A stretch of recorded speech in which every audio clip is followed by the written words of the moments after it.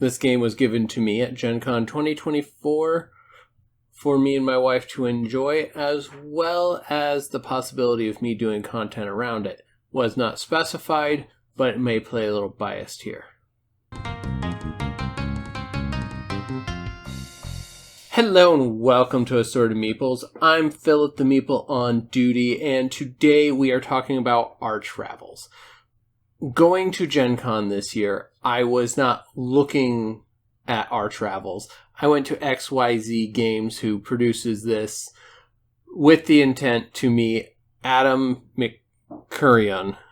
I'm sorry if I killed your last name. As I'm a part of a Bluey's dad group on Facebook, and a lot of us guys who were going to Gen Con were like, hey, we're going to be there. We should, maybe meet up or something like that. And I did wind up being like, he's like, yeah, just stop by my booth and say hi. And I was like, cool, I'll do that. And then we got talking and had some wonderful conversation about family, around the show, all that sort of stuff. And got onto the fact that I did content creation as well. And he's like, you know what? Here, have a game. It sounds like you and your wife would really enjoy this. And so I did. And so, yeah, but that is kind of how I got the game. I didn't go looking for it like I did for some other games. And to touch base with them, I'm more waiting to meet Adam, since he had extended an offer to come say hi to him. So his idea when he started making this game was to create a game that would draw in a larger segment more than the normal gamers. And he saw that there were a lot of crafters. So he decided to use the knitting theme on top of this game. This game is an action selection resource management game. And it does a very wonderful job of that, from what I can tell in the rulebook. I have not been able to pin Heather down to play a game of this, as it is the holiday season, and life just is getting in the way where we couldn't sit down and play it. Sadly, because once I got it unboxed, I'm like, this sounds really solid, lightweight, entry-level game.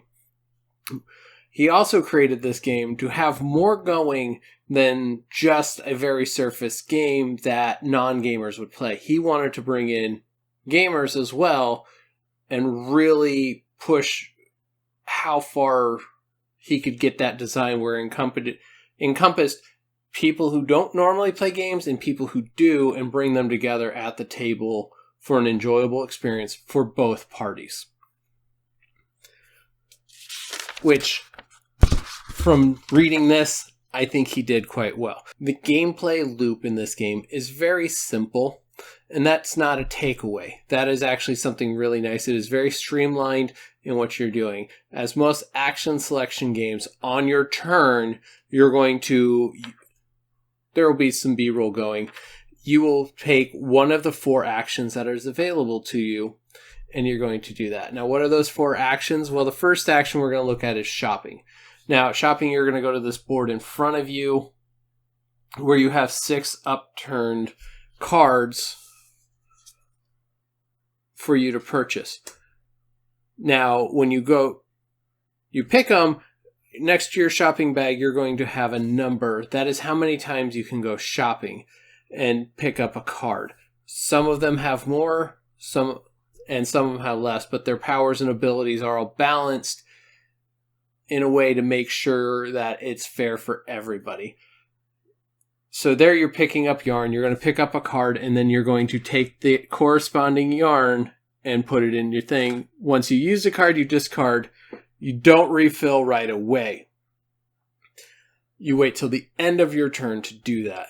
Next thing you're going to do, or have the ability to do, is craft, which is where you take the yarn that you've earned, and then you have different items that you can make. You have a hat, mittens, a bear, a scarf, and it looks like a sweater or a blanket that you're going to be able to make, which take different amounts of yarn. At the beginning of the game, they take a lot of resources, different resources. At the end of the game, or as you level stuff up, it's going to become easier to make that same item because you're going to learn the pattern, and then it becomes easier to make it so you can produce them faster. Another option you can do is you can shop and you can craft. That's one action. And then the last option you have is exchange, where you can take as many of one color as you want and equal trade for another color the same amount. All of these have different timings, and you can only do them once in a row, so each time you have to go to a different location. Very well balanced. Just like the one that comes to mind that is action selection that a lot of people know is Scythe, where you can't stay in the same place every time. The game ends when you run out of projects. You're going to have a line out here which has 3 of them in front of you.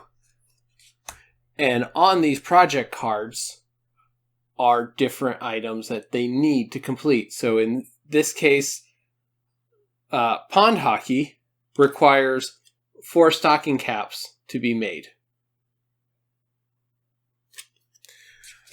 As I said, the game ends when this deck is gone and you're down to 2 in front of you. So when you get down to where you cannot replace a card that was taken. At the end of your turn, after you've taken your one action that you're going to take, you have a few more things. First off, if you went shopping, you're going to refill the bazaar up here.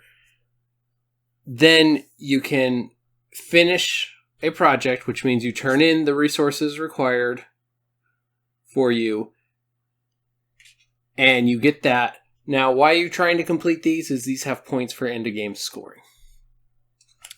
You turn in all the stuff, you take the card, you flip a new one in. Next thing you could do is you can learn a pattern. So like right here, I have my teddy bear one that requires 3 of one color. Well, if I learn the pattern, I got to turn in a teddy bear that I've made, then I can flip it over to the back side. On the back, this is 3 points, and then it's 3 of one color. Any color. On the front side, it's blue only. You have to use blue. So then it becomes any color, opens up your options of what you can do. And then you can do mittens and scarves as well and learn those patterns. Or you could choose to frog it, which means you take one of your creations, so you've made mittens, well, you can turn those mittens back in and pull out yarn equal to the same pattern. So 2 of one color and 1 of another. Doesn't matter what colors they are, just as long as you take that pattern. So 2 and 1 on the mittens case.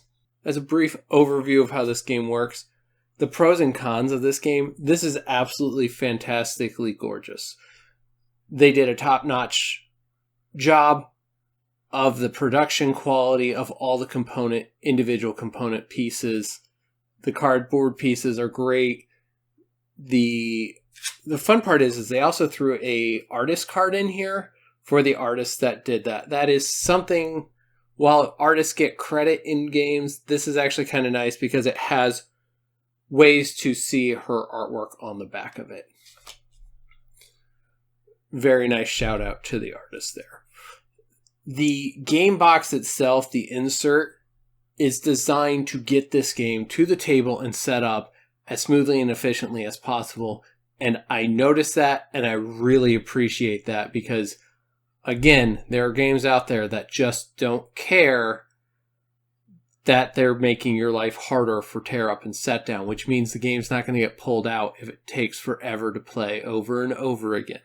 The cons of this game, the projects cards, there's only 16 projects, and there's 26 special requests in this deck as well. That's not necessarily a lot of variation, especially when you're going to go through the one project deck every game. So it could get a little samey. There's going to be a lot of plays before you hit that point where you start seeing a repetition, or if you're just really bad at shuffling, like I am some days. Getting a new deck of cards broken and evenly distributed is kind of hard in my opinion. This is also a little bit of a lighter gameplay loop. if you are expecting something really crunchy, you're not going to find it here. But if you're looking for a game that's on the lighter end to introduce people to the action selection and the resource management aspects of games, this is a very good one, especially if they have an interest in like knitting or crafting hobbies like that. This should draw them in and get them wanting to actually play the game.